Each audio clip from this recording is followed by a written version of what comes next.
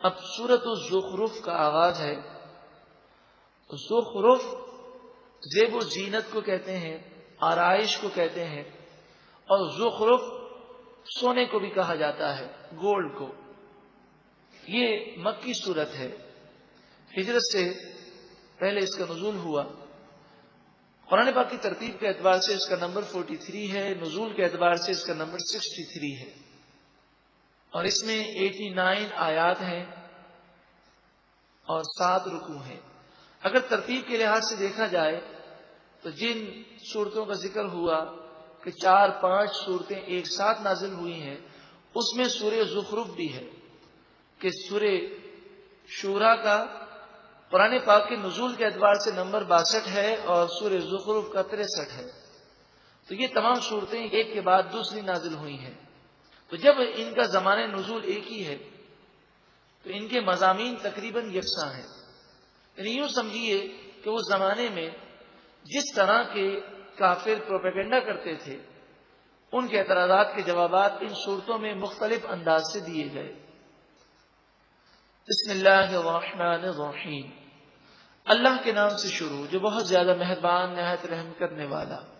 حامیم والکتاب المبین، حامیم حروف مقطعات، اللہ ورسولہ اعلم بمرادہ، اللہ اور اس کے رسول اس کی مراد کو زیادہ جانتے ہیں۔ والکتاب المبین، روشن کتاب کی قسم۔ انا جعلناہ قرآنا عربیا، بے شک ہم نے اسے عربی قرآن بنایا۔ لعلکم تعقلون، تاکہ تم سمجھو۔ قرآن عربی میں نازل ہوا کیوں؟ اس لیے کہ تم سمجھو کہ جس قوم پر قرآن نازل ہوا وہ عرب کے لوگ عربی کو سمجھتے تھے۔ اس سے یہ معلوم ہوا کہ ہم پر بھی لازم ہے کہ ہم قرآن پاک کو سمجھنے کی کوشش کریں۔ جب ہم دنیا کی زبانیں اپنے کاروبار کے لیے سیکھ سکتے ہیں، انگریزی زبان ہم سیکھ جاتے ہیں، کئی ایسے لوگ ہیں کہ جو جاپانی زبان سیکھ لیتے ہیں، جرمنی زبان سیکھ لیتے ہیں، وہ چائنیز بول لیتے ہیں، اپنے کاروبار کے لیے محنت کرتے ہیں، تو کیا ہم اللہ کے پیارے کلام میں غور نہ کریں؟ یقیناً یہ نور قرآن نشستوں کی بہاریں ہیں کہ جو بھائی غور سے سنتے ہیں ان میں سے بعض کا بیان ہے کہ جب اب ہم قرآن پاک کی تلاوت کرتے ہیں تو بسا اوقات قرآن کا مفہوم ہماری نگاہوں کے سامنے، ہمارے ذہن میں ایسا گزرتا ہے کہ بسا اوقات رونگٹے کھڑے ہو جاتے ہیں اور آنکھوں سے آنسو جاری ہو جاتے ہیں۔ قرآن کا معجزہ ہے۔ اللہ رب العالمین ہمیں قرآن پاک سمجھنے کا مزید ذوق و شوق عطا فرمائے۔ وَإِنَّهُ، اور بے شک یہ کتاب، فی ام الکتاب، لوح محفوظ میں ہے، اور وہاں سے اس کتاب کا نزول ہوا۔ لدینا، ہمارے پاس ہے، لعلی حکیم، ضرور بلند و بالا ہے، حکمت والا ہے۔ اللہ رب العالمین بلند و بالا ہے، وہ حکمت والا ہے، اور یہ کلام بھی بلند و بالا ہے اور حکمت سے بھرا ہے۔ افنضرب عنکم الذکر صفحا، کیا ہم تم سے اس ذکر کو بالکل پھیر دیں، قرآن کا نزول بند کر دیں؟ ان کنتم قوما مسرفین، اس وجہ سے کہ تم حد سے بڑھنے والی قوم ہو، یعنی یہ نصیحتیں تمہیں بری لگتی ہیں تو کیا ہم نصیحت کرنا چھوڑ دیں؟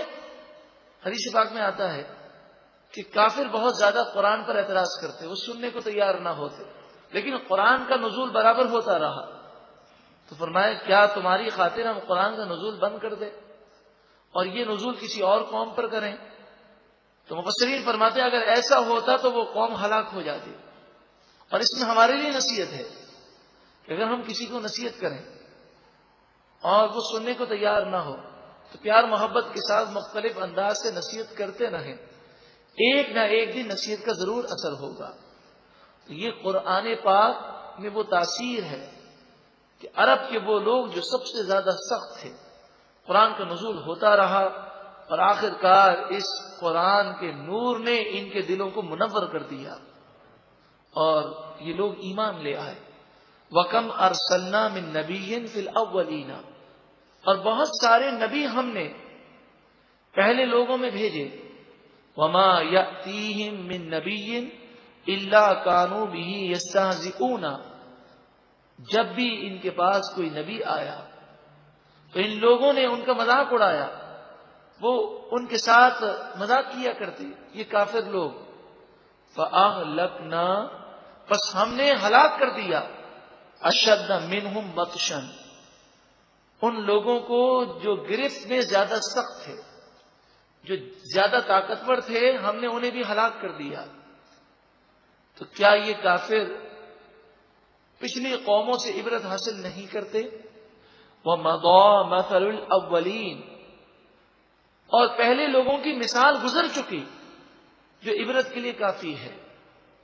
آج بھی دنیا کے اندر ہم دیکھتے ہیں بڑے بڑے ظالم متکبر اپنی قبروں میں پہنچ گئے. کیا ان کا انجام ہمارے لیے عبرت نہیں؟ وَلَئِن سَأَلْتَهُمْ، پر اگر تم ان سے پوچھو، من خلق السماوات والارض، آسمان اور زمین کو کس نے پیدا کیا؟ لَيَقُولُنَّ، ضرور بضرور وہ کہیں گے، خلقهن العزیز العلیم، آسمان اور زمین کو اس نے پیدا کیا جو غالب علم والا رب العالمین ہے. یہ مشرکین مکہ کی ذہنیت کے مطابق بات کی گئی، کیونکہ مشرکین مکہ اللہ تعالیٰ کو خالق مانتے تھے، لیکن ان کا عقیدہ شیطان نے یہ خراب کر دیا تھا. وہ یہ سمجھتے تھے کہ اتنی بڑی کائنات ایک خدا نہیں چلا سکتا، نعوذ باللہ من ذالک. تو وہ سمجھتے تھے کہ کئی خدا ہیں. رب العالمین نے فرشتوں کو کائنات کا نظام دیا، لیکن اللہ تعالیٰ فرشتوں کا محتاج نہیں ہے، ولیوں نبیوں کا محتاج نہیں ہے. لیکن وہ لوگ یہ کہتے تھے کہ یہ چھوٹے چھوٹے بت جو ہیں ان کو الگ الگ ڈیوٹیاں دی گئیں اور رب العالمین ان کا محتاج ہے اور ہمیں ان کی عبادت کا حکم دیا گیا، نعوذ باللہ من ذالک. الذی جعل لکم الارض مہدا، وہ ذات جس نے تمہارے لیے بچھونا زمین کو بنایا، زمین کو بچھونا بنایا. وجعل لکم فیہا سبلا، اور تمہارے لیے زمین میں راستے بنائے. لعلکم تہتدون، تاکہ تم ہدایت پاؤ، تاکہ تم اپنی منزل کو پا سکو. اگر چاروں طرف اونچے اونچے پہاڑ ہوتے تو پہاڑ میں سے راستہ بنانا یا پہاڑ کو کراس کرنا یہ عام آدمی کی طاقت سے باہر ہے. آج بھی ایسے اونچے اونچے پہاڑ ہیں کہ کئی ایسے لوگ ہیں کہ جو پہاڑوں کی چوٹیوں پر پہنچ کر وہاں پر جھنڈے گاڑ کر اپنا نام وہ عالمی ریکارڈ میں لکھوانا چاہتے ہیں، لیکن اس کے باوجود وہ یہ طاقت نہیں رکھتے کہ وہ پہاڑ کو کراس کر کے دوسری جگہ جا سکے. یعنی کئی ایسے بڑے بڑے پہاڑ ہیں جس کی چوٹی کو کراس کر کے دوسرے مقام پر نکلنا یہ انسان کے بس سے باہر ہے. اگر ایسا ہی ہو جاتا تو لوگ ایک ہی جگہ پر قید ہوتے، چاروں طرف پہاڑ، اب جو جہاں ہوتا وہ وہیں پر قید ہوتا. اللہ رب العالمین نے آسانی فرمائی، پوری دنیا میں راستے موجود ہیں، ہم جانا چاہیں تو ہم پوری دنیا کا سفر کر سکتے ہیں اور دنیا کی نعمتوں سے فائدہ اٹھا سکتے ہیں. لازم ہے کہ ہم اللہ تعالیٰ کا شکر ادا کریں. والذی نزل من السماء ماء بقدر، اور وہ ذات جس نے آسمان سے پانی کو ایک مقدار کے مطابق نازل کیا. اگر پورے مہینے کی بارش یا پورے سال کی بارش ایک دن کے ایک ہی گھنٹے میں نازل ہو جائے تو انسان تباہ ہو جائے.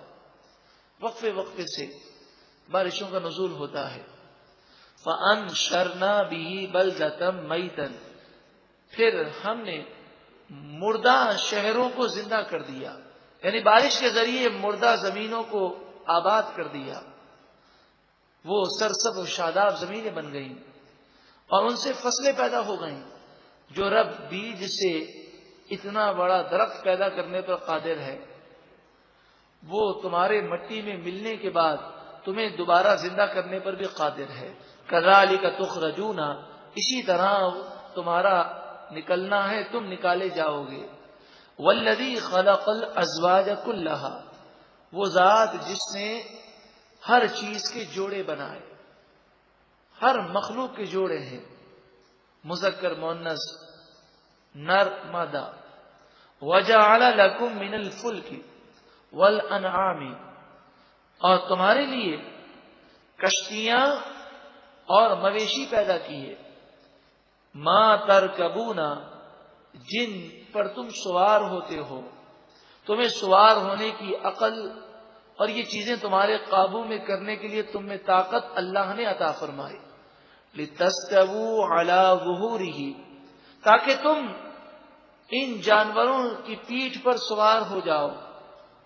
ثم پھر تذکروا نعمت ربکم، پھر تم اپنے رب کی نعمت کو یاد کرو. کشتی پر بیٹھ کر اللہ کا شکر ادا کرو. سواریوں پر، گاڑیوں پر اور جانوروں پر بیٹھ کر اللہ کا شکر ادا کرو کہ اللہ تعالیٰ نے ہمارے لیے آسانی مہیا فرمائی. اذا استویتم علیہ، جب تم ان سواریوں پر اطمینان سے بیٹھ جاؤ. وتقولوا، تو اس وقت تم کہو سبحان الذی سخر لنا ھذا. یہ سواری کی دعا ہے. اکثر لوگ حادثات سے بچنے کے لیے سواری کی دعا تو پڑھ لیتے ہیں، لیکن کبھی اس کے مفہوم پر غور نہ کیا. یہ سواری کی دعا اللہ کی بارگاہ میں شکر ادا کرنا ہے. اے مالک و مولا، تو پاک ہے کہ تو نے ہمیں یہ سواری عطا فرمائی. اور شکر کی یہ معنی ہے کہ بندہ اللہ کی نعمت کی قدر کرے اور ہمیشہ گناہوں سے بچنے کی کوشش کرے. سبحان الذی، پاک ہے وہ ذات، سخر لنا ھذا، جس نے ہمارے لیے اسے قابو میں کر دیا. سخر مانے قابو میں دے دیا. کبھی کبھی آپ نے دیکھا ہوگا کہ ہوائی جہاز بھی پائلٹ کے قابو سے باہر ہو جاتا ہے. ٹرینیں اور گاڑیاں یہ بھی قابو سے باہر ہو جاتی ہیں. کبھی کبھی کشتیاں بھی ڈوب جاتی ہیں. تو جب ہم کشتی میں بیٹھے ہم نے اللہ کا شکر ادا کیا. اور قاعدہ یہ ہے لئن شکرتم لازیدنکم، اگر تم میرا شکر کرو گے تو میں تمہیں اور نعمتیں عطا فرماؤں گا. تو جب وہ کشتی میں بیٹھ کر یا سواری پر سوار ہو کر وہ اللہ کا شکر ادا کرے گا تو اللہ تعالیٰ اس کی حفاظت فرمائے گا. اور حدیث پاک میں فرمایا وہ حادثات سے محفوظ رہے گا. سخر لنا ھذا، پروردگار تو نے ہمارے لیے اس سواری کو قابو میں کر دیا. وما کننا لہ مقرنین، اور ہم اسے قابو میں رکھنے کی طاقت نہ رکھتے تھے. اگر تو ہماری آنکھ کو لے لے، ہمارے کانوں کو لے لے، ہمارے ہاتھوں پر فالج پڑ جائے، یا ہمارے پاؤں بریک نہ لگا سکیں، یا ہماری عقلیں چلی جائیں، تو بتائیے کیا ہم کوئی گاڑی چلا سکتے ہیں؟ یہ اللہ کا کرم ہے. وَإِنَّا إِلَىٰ رَبِّنَا لَمُنْقَلِبُونَ، اور بے شک ہم إِلَىٰ رَبِّنَا، اپنے رب کی طرف، لَمُنْقَلِبُونَ، ضرور پلٹنے والے ہیں. یعنی یہاں پر آخرت کی یاد بھی ہے کہ کوئی سواریوں میں مشغول ہو کر وہ اللہ کو نہ بھول جائے. ایک نہ ایک دن ہمیں دنیا سے جانا ہے. یہ سواریاں تو عارضی فائدے ہیں، حقیقی سواریاں تو جنت کی سواریاں ہیں. کیونکہ یہ آیت ہم اکثر پڑھتے اور سنتے ہیں تو ایک مرتبہ پھر اس کا ترجمہ سماعت کیجیے. سبحان الذی، سبحان کے معنی پاک ہے، الذی وہ ذات، سخر جس نے قابو میں دیا، لنا ہمارے لیے، ھذا اس سواری کو، وما اور نہیں، کننا ہم تھے، لہو اس سواری کو، مقرنین قابو کرنے والے. یعنی یہ سواری پر ہم قابو کر لیں اور سواری ہمارے اختیار میں رہے، ہمارے کنٹرول میں رہے، اس کی ہم میں طاقت نہ تھی، یہ تو اللہ نے عطا فرمائی. وَإِنَّا، اور بے شک ہم، إِلَىٰ رَبِّنَا، اپنے رب کی طرف، لَمُنْقَلِبُونَ، ضرور پلٹنے والے ہیں. نبی اکرم صلی اللہ علیہ وآلہ وسلم کی عادت کریمہ مسلم شریف میں ہے کہ آپ یہ سواری کی دعا پڑھنے سے پہلے 3 مرتبہ الحمدللہ، سبحان اللہ اور اللہ اکبر، یہ آپ 3 مرتبہ فرماتے. اور ایک روایت میں ہے کہ اس کے بعد کلمہ طیبہ 1 مرتبہ فرماتے. الحمدللہ، سبحان اللہ، اللہ اکبر 3 مرتبہ فرماتے اور 1 مرتبہ پڑھتے لا الہ الا اللہ، اور اس کے بعد پھر آپ سواری کی دعا پڑھتے وَجَعَلُوا لَهُ مِنْ عِبَادِهِ، اور ان لوگوں نے اللہ کے مقابلے میں اللہ کی مخلوق ہی میں سے جز بنا دیے. اللہ کے بندوں کو انہوں نے خدا سمجھا یا خدا کا جز سمجھا. جیسے عیسائی حضرت عیسیٰ علیہ السلام کو خدا کا بیٹا، یہودی حضرت عزیر کو خدا کا بیٹا سمجھتے ہیں، اور بعض مشرکین فرشتوں کو اللہ کی بیٹیاں سمجھتے. تو بیٹا اور بیٹی وہ جز ہوتا ہے. اللہ تبارک و تعالی اولاد سے پاک ہے، کوئی اس کا جز نہیں ہو سکتا. ان الانسان لکفور مبین، بے شک انسان ضرور کھلا ناشکرا ہے، وہ ناشکری کرتا ہے.